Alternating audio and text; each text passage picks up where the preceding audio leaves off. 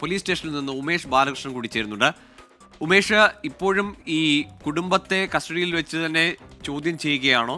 ഇനിയും break even ആവാത്ത പല കാര്യങ്ങളുണ്ട് ഇതിനകത്തിൽ, പല കാര്യങ്ങൾ ബ്രേക്ക് ത്രൂസ് ഇനിയും ലഭിക്കാനുണ്ട് എന്നതാണ് മനസ്സിലാക്കുന്നത്. പല ചോദ്യങ്ങൾക്കും ഉത്തരം കണ്ടെത്തേണ്ടതുണ്ട് പോലീസിന്റെ ഭാഗത്തു നിന്ന്. അതിനപ്പുറത്തേക്ക് ഈ കുട്ടി കിണറ്റിൽ മരിച്ചു കിടന്നു എന്നതിനപ്പുറത്തേക്ക് അത് എവിടെ വെച്ച് കൊലപ്പെടുത്തി, അല്ലെങ്കിൽ ജീവനോടെ കുട്ടിയെ കിണറ്റിലെറിഞ്ഞതാണോ എന്നടക്കമുള്ള കാര്യങ്ങൾ സ്ഥിരീകരിക്കണമെങ്കിൽ ശാസ്ത്രീയമായ തെളിവുകളുടെ പിൻബലം കൂടി വേണം. പോലീസിന്റെ അന്വേഷണം ഏതൊക്കെ നിലയിലാണ് ഇപ്പോൾ പോകുന്നത്? ചോദ്യം ചെയ്യൽ തുടരുകയാണോ?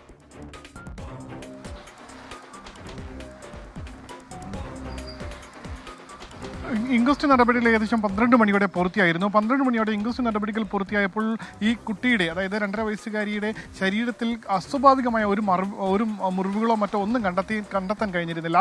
അതിൽ തന്നെ ഒരുപക്ഷെ ഈ കുട്ടിയെ ഉപദ്രവിച്ച് കൊലപ്പെടുത്തി എന്നുള്ള നിഗമനത്തിലേക്ക് എത്താവുന്ന തെളിവുകളൊന്നും പോലീസിന് ലഭിച്ചിട്ടില്ല. എന്തായാലും മരണകാരണം ഇനി വ്യക്തമാകണമെങ്കിൽ അത് പോസ്റ്റ്മോർട്ടം റിപ്പോർട്ടിൽ മാത്രമേ വ്യക്തമാവുകയുള്ളൂ. കയ്യിൽ ചെറിയ മുറിവുണ്ടായിരുന്നു. അത് ഒരുപക്ഷെ ഈ കിണറ്റിലേക്ക് എടുത്തെറിയുമ്പോൾ തട്ടി മറ്റ് സൈഡിലെങ്ങാനും തട്ടി ഉണ്ടായ മുറിവാണ് എന്നാണ് കരുതുന്നത്. എന്തായാലും കേസിൽ ഏറ്റവും നിർണായകമായത് പോലീസിന്റെ ഇടപെടൽ തന്നെയാണ്. നേരത്തെ സലീം പറഞ്ഞ് നിർത്തിയെടുത്ത് തുടങ്ങിക്കഴിഞ്ഞാൽ ഏകദേശം 2 മണിയോടുകൂടി ആണ് ഈ അമ്മ പറഞ്ഞ നരേറ്റീവ് ഇപ്രകാരമാണ്.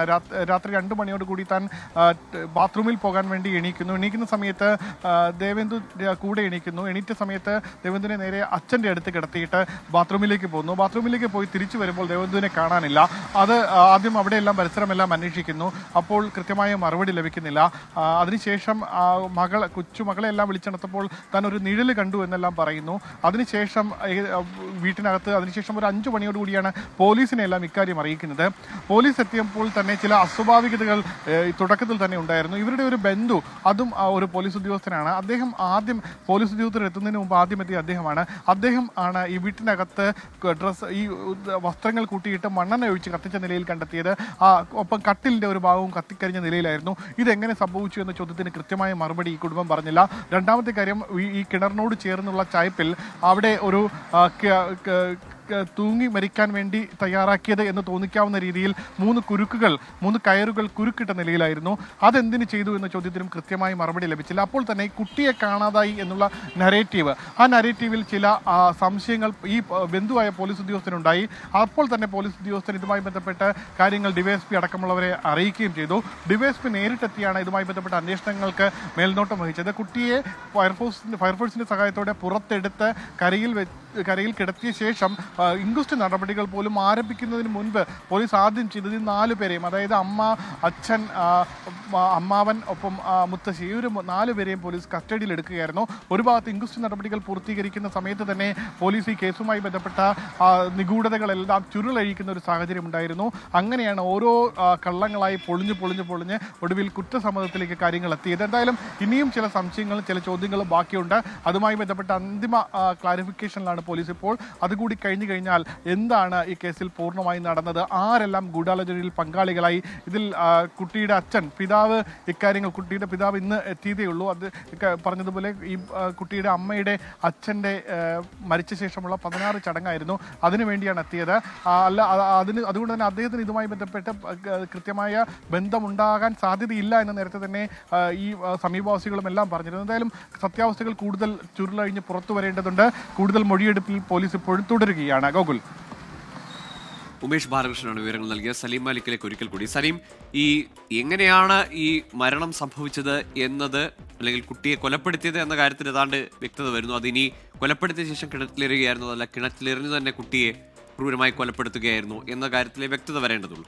അതിനപ്പുറം ആ കൊലപാതകത്തിലേക്ക് നയിച്ചത് 2 വയസ്സുകാരിയായ ഈ കുഞ്ഞിനെ കൊലപ്പെടുത്തുവാൻ ഉള്ള കാരണം, അതാണ് ഇപ്പോഴും അവ്യക്തമായി നിൽക്കുന്നത്. അല്ലെങ്കിൽ അതാണ് ഇനി അറിയേണ്ടത്.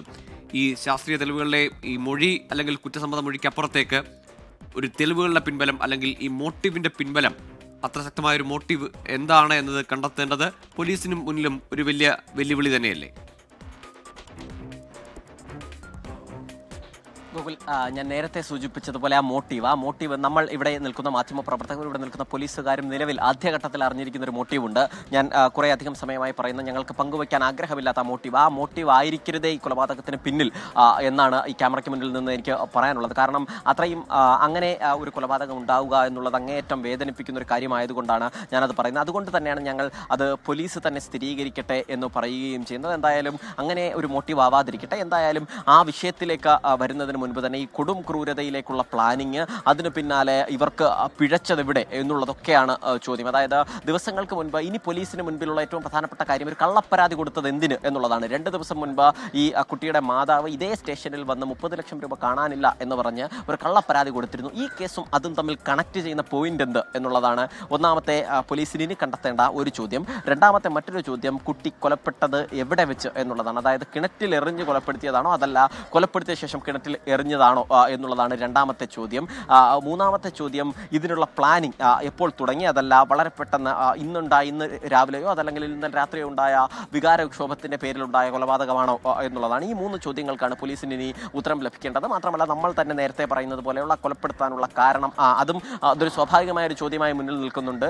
അതല്ല നമ്മൾ അറിഞ്ഞ കാരണമല്ല എങ്കിൽ മറ്റെന്താണ് കാരണം എന്നതുൾപ്പെടെയുള്ള കാര്യവും പോലീസിന് മുൻപിൽ എത്തേണ്ടതുണ്ട്. എന്തായാലും അതിലേക്ക് വരും മുൻപ് നമുക്ക് ഇനി വളരെ അടിയന്തരമായി പോലീസിന് വേണ്ടത് പോസ്റ്റ്മോർട്ടം റിപ്പോർട്ടാണ്. പോസ്റ്റ്മോർട്ടത്തിന്റെ പ്രാഥമിക റിപ്പോർട്ടാണ്. അത് അല്പസമയത്തിനകം തന്നെ പോലീസിന് ലഭിക്കും എന്നാണ് മനസ്സിലാക്കുന്നത്. അതിനുശേഷം ഒഫീഷ്യലായി പ്രതികളുടെ അറസ്റ്റ് രേഖപ്പെടുത്തിയ ശേഷം മെഡിക്കലിൽ കൊണ്ടുപോയതിനു ശേഷം ഈ തെളിവെടുപ്പ് ഉൾപ്പെടെയുള്ള നടപടികളുണ്ട്. അതൊക്കെ തന്നെയും ഇന്ന് തന്നെ ഉണ്ടാകും എന്നാണ് നമുക്ക് അറിയാൻ കഴിയുന്നത്. അല്പസമയത്തിനകം തന്നെ അറസ്റ്റ് രേഖപ്പെടുത്തലും ഒഫീഷ്യലായുള്ള നടപടിക്രമങ്ങളൊക്കെ ഉണ്ടാകും. അതിന് പിന്നാലെ തെളിവെടുപ്പിലേക്കൊക്കെ കടക്കാനാണ് സാധ്യത. അതിനു മുൻപ് മെഡിക്കൽ എടുക്കണം, ആരോഗ്യ പരിശോധന ഉൾപ്പെടെ ചെയ്യേണ്ടതുണ്ട്. നിലവിൽ ഈ കേസിൽ നിന്നും നിലവിൽ ഈ 4 പേരും കസ്റ്റഡിയിൽ തന്നെ, പോലീസിന്റെ കസ്റ്റഡിയിൽ തന്നെയാണ് ഉള്ളത്. അതായത് പ്രതി ഈ കുഞ്ഞിന്റെ അമ്മ, ഒപ്പം തന്നെ അച്ഛൻ, ഒപ്പം അമ്മയുടെ സഹോദരൻ, ഒപ്പം തന്നെ മുത്തശ്ശി എന്ന് പറയും. ഈ 4 പേരിൽ നിന്നും നിലവിൽ അച്ഛനെ ഒഴിവാക്കും, ഈ പ്രതിപട്ടികയിൽ നിന്ന് ഒഴിവാക്കുമെന്നാണ് മനസ്സിലാക്കുന്നത്. പക്ഷേ നിലവിൽ അവരെ ആരെയും ഒഫീഷ്യലായി ഒഴിവാക്കിയിട്ടില്ല, ഇവിടെ നിന്ന് പുറത്തും വിട്ടിട്ടില്ല.